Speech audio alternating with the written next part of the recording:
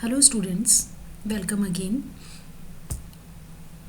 Before starting the today's lecture, just have the recap of the previous class. In the last class, we have started with the analysis of coal, in which we have learned about the proximate analysis in detail and just the idea about the ultimate analysis. In the proximate analysis, we have discussed in the last class about the determination of moisture content, volatile matter, ash content and the fixed carbon content in the coal sample. That's all about the last class we have discussed. Now in today's class we are going to discuss about the ultimate analysis in detail. As in the last class we have already discussed that the ultimate analysis is basically the elemental analysis. Why it is called the elemental analysis? Because in the ultimate analysis various elements percentage like carbon, hydrogen, nitrogen, sulfur and oxygen percentage is determined. Therefore, it is also called the elemental analysis. So let us begin with the determination of carbon and hydrogen in the coal sample. This is the apparatus setup for the determination of carbon and hydrogen in the coal sample. First of all, a known amount of coal sample is taken in a combustion tube. Here, this is the combustion tube. This structure is the combustion tube. This combustion tube is placed in the furnace. This is the furnace part. So, in the combustion tube, the known amount of the coal sample is taken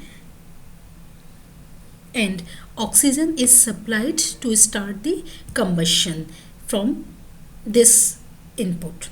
So in presence of oxygen, due to the furnace, initially high temperature is created. So at this high temperature, in presence of oxygen, this coal undergoes in the combustion reaction, and we know the carbon present in the coal after combustion get converted into carbon dioxide, and all the hydrogen present in the coal get converted after combustion into H2O.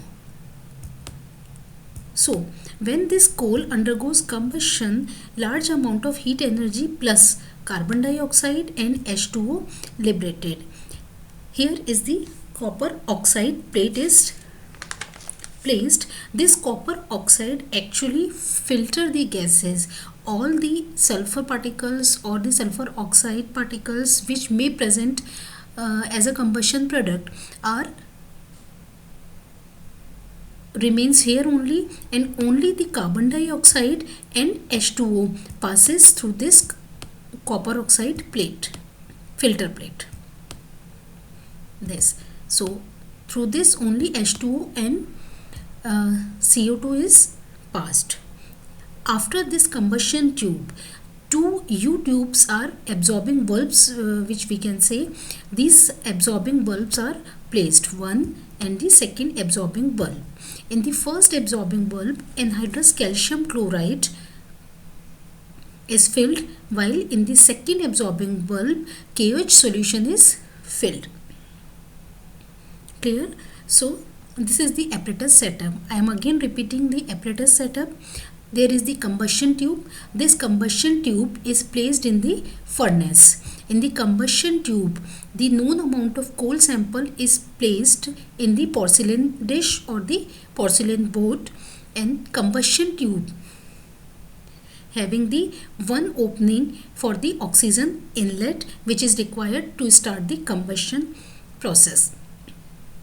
Now in the combustion tube, copper oxide filter is placed which prevents the exit of the sulfur or the nitrogen or other particles or ash content from the combustion tube. So only from the combustion tube carbon dioxide and H2O can pass away. This combustion, second end of the combustion tube is now attached to the absorbing bulb A and absorbing bulb B. Absorbing bulb A contains anhydrous calcium chloride which absorbs the H2O, while KOH bulb absorbs the carbon dioxide. This calcium chloride absorbs the water while KOH absorbs the carbon dioxide. So before starting the experiment, actually we take the weight of the absorbing bulb A. That means we take the weight of the anhydrous calcium chloride, and similarly we take the weight of the absorbing bulb B. That means KOH solution.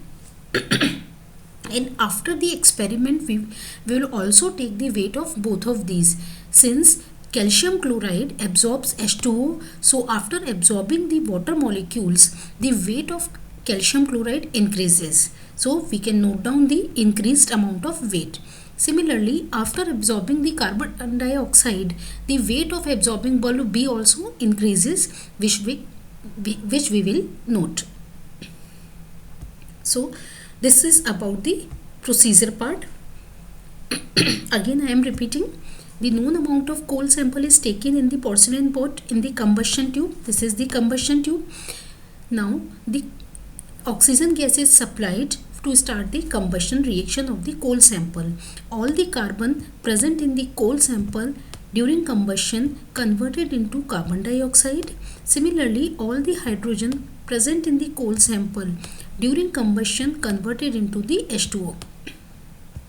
These carbon dioxide and H2O passes through the combustion tube. This combustion tube is connected with the two absorbing bulb A and B, in which absorbing bulb A contains anhydrous calcium chloride, which absorbs the H2O, while absorbing bulb B contains KOH, which absorbs the carbon dioxide. So the difference between the weight of the absorbing bulb A before and after the experiment will give the weight of the H2O, while the difference between the weight of absorbing bulb B before and after the experiment will give the weight of the carbon dioxide absorbed. So in the indirect way, we can measure the amount of H2O formed and amount of carbon dioxide formed during the combustion reaction, and by these amounts we can calculate the carbon and hydrogen percentage.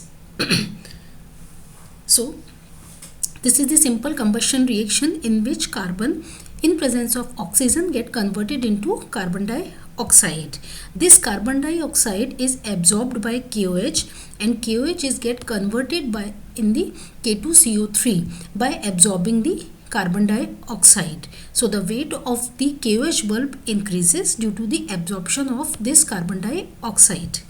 Similarly, hydrogen present in the fuel get converted into H2O, and this H2O is get absorbed by the anhydrous calcium chloride, and now calcium chloride is in the hydrated form after the absorption of H2O.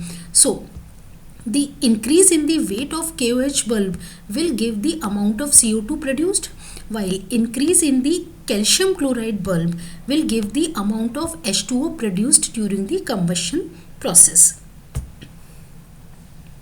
Now what observations we have?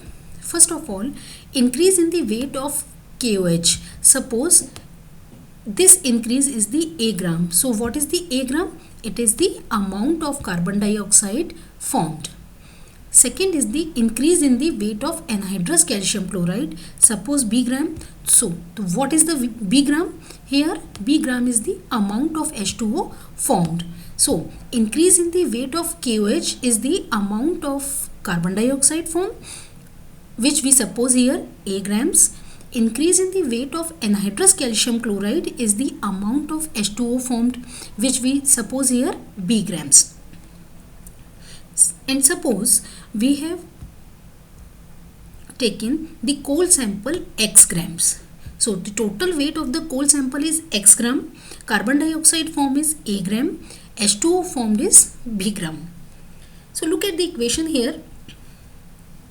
If 44 gram CO2 is obtained, so how much amount of carbon is present in the coal? 12 gram. So we can say 44 gram of carbon dioxide is obtained by the 12 gram of carbon. So If 44 gram of CO2 is produced by 12 gram of carbon, then a gram of CO2, this a gram of CO2 will be produced by 12 by 44 multiplied by a. That is the amount of carbon present in the coal. I am again repeating, since from this equation we can easily measure out that 44 gram of carbon dioxide is produced by the 12 gram of carbon. If 44 is produced by 12 gram, then a gram of carbon dioxide is produced by 12 by 44 into a gram. So this is the total amount of carbon in the coal. And if we want to calculate the percentage of carbon, it is equal to the amount of amount of carbon in coal divided by the weight of coal multiplied by 100. So the finally percentage of carbon is equal to weight of carbon dioxide formed, which is the A, into 12 by 44 into 100 divided by X. So final formula for CO2 percentage is equal to 12 by 44 multiplied by A, that is the amount of carbon dioxide, divided by X, that is the amount of total coal, multiplied by 100. This is the total percentage of carbon present in the coal sample.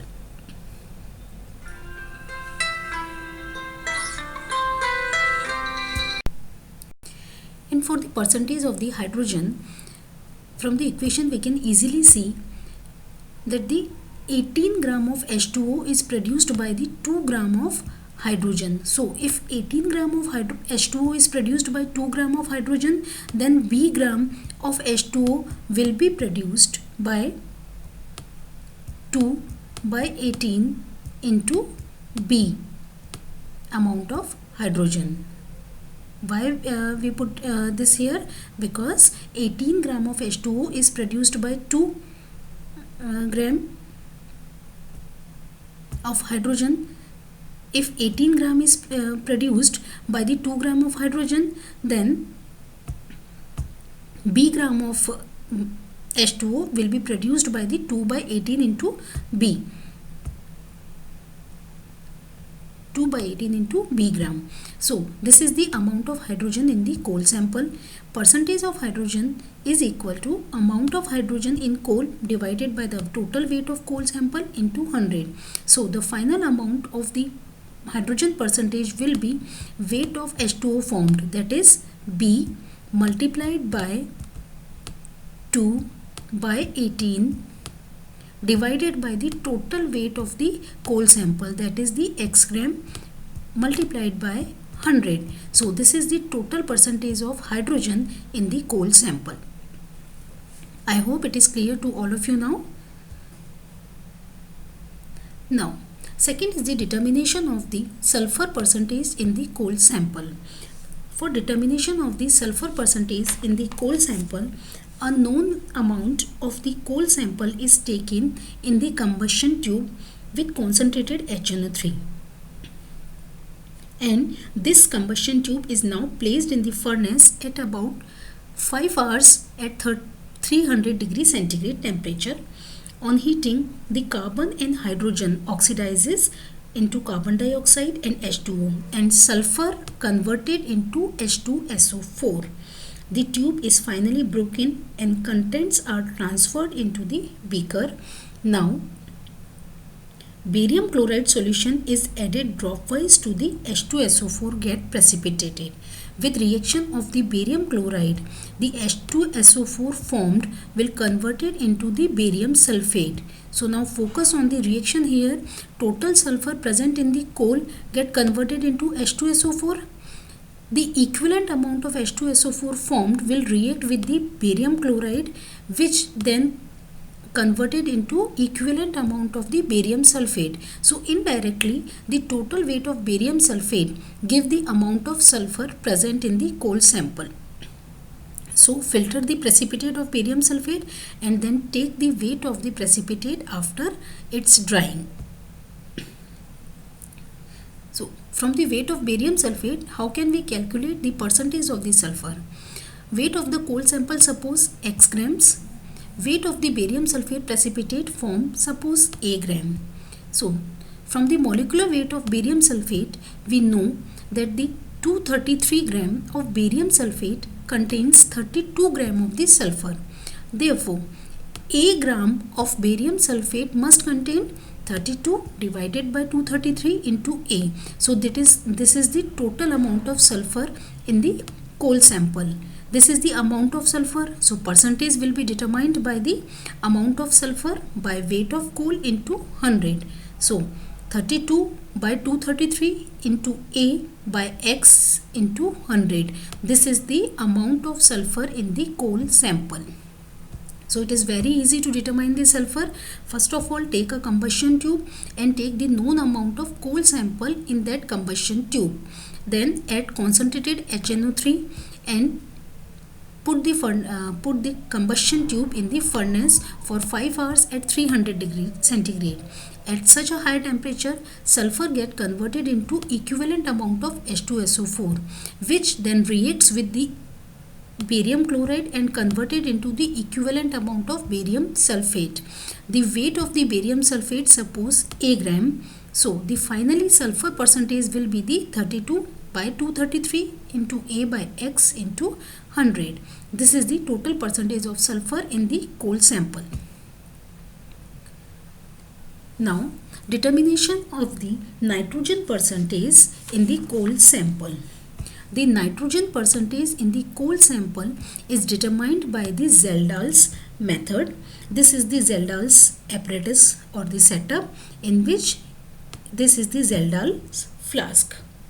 In this method, a known weight of the coal sample, this is heated with concentrated H2SO4 in presence of K2SO4 and the copper sulfate as a catalyst in a specially necked flask, which is called the Zeldal flask. This Zeldal flask is the very long neck flask, so that all the content when heated must not get poured out.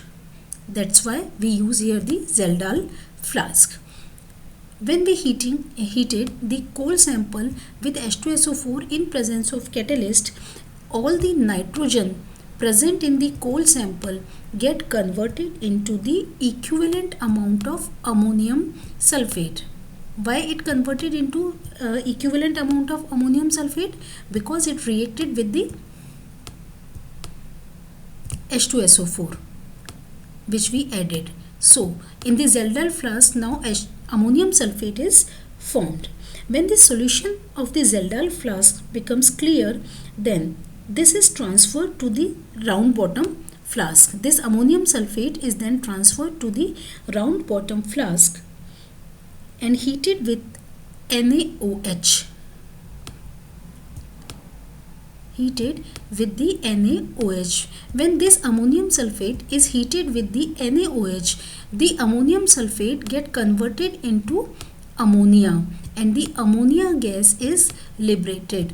This ammonia is then collected over the standard acid solution H2SO4. So what is the basic concept here? Basic concept is the nitrogen present in the coal sample get converted into equivalent amount of ammonium sulfate. This ammonium sulfate is further get converted into equivalent amount of ammonia. So the total ammonia formed will give the amount of nitrogen in the coal sample. I am again repeating, nitrogen in the coal get converted into ammonium sulfate by action of the hot H2SO4 in presence of the catalyst, which then on treatment with the alkali get converted into equivalent amount of ammonia, which collected over the acid solution, where we can determine the amount of the total ammonia formed, and from the total ammonia formed amount we can calculate the total nitrogen present in the coal sample. So what observations we have here? We have the weight of the coal sample taken at the starting, small w grams. Suppose we have taken the volume of acid solution in the collecting flask here. This volume of the acid solution is V1. Normality of this acid solution is N1. Clear? And the cold sample initially taken is the small w grams. Suppose the volume of ammonia total formed is V2 ml. This is we are assuming. And the normality of ammonia formed is the N2, which we assume is 1. Normality is 1 we are assuming here. So, how can we calculate the percentage of nitrogen? This is the simple acid-base reaction where ammonia is collected on the acid solution. So, N1V1 is equal to N2V2. Here we suppose that the N2 value is the 1. Therefore, the volume of ammonia will be equal to the N1V1, that is normality of acid and the volume of acid. Since we assumed that the nitrogen is that the N2, that means normality of the ammonia is equal to 1. That means 1000 ml of 1N ammonia contains 17 gram of ammonia and 14 gram of nitrogen. That means we are assuming the normality of ammonia 1, which shows that the 1000 ml of 1N ammonia contains 14 gram of nitrogen. If 1000 ml of 1N ammonia contains 14 gram of nitrogen, then 1 ml of 1N ammonia must contain 14 by 1000 gram of nitrogen. If 1 ml of ammonia contains this much amount of nitrogen, then V2 ml of total ammonia contains how much amount of nitrogen? We can calculate it by this formula. 14 by 1000 into V2 gram of nitrogen. So, the amount of nitrogen here is the 14 by 1000 into V2 gram. Putting the value of the V2 from this equation, that is N1V1, we can calculate the amount of nitrogen 14 by 1000 into N1V1. This is the total amount of nitrogen, and percentage of nitrogen is the total nitrogen divided by the weight of coal into 100. So, 14 by 1000 into N1V1 by X into 100. So, this is the final formula for the percentage of nitrogen in the coal sample. Now, it's time to learning check. Please pause the video for a minute and read the question and think about this. Which chemical is used to absorb carbon dioxide in the determination of percentage of carbon by ultimate analysis?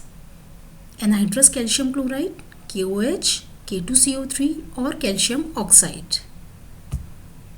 Yes, you are right. This is the KOH, which absorbs the carbon dioxide formed during the combustion process.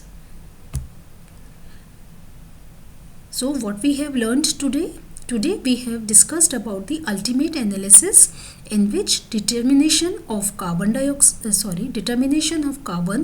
hydrogen, nitrogen, sulfur and oxygen in the coal sample will be was discussed in the detail. Thank you. Take good care of yourself and keep enjoy e-learning at home. Thank you.